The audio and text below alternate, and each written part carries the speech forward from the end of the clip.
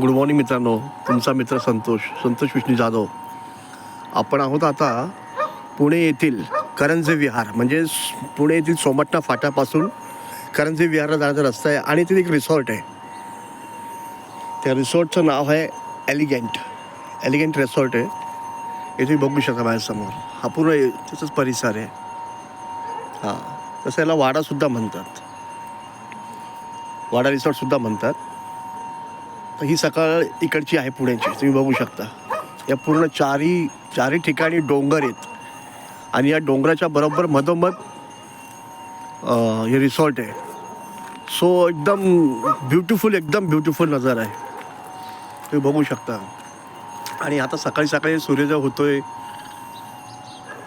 एकदम खूप सुंदर एकदम.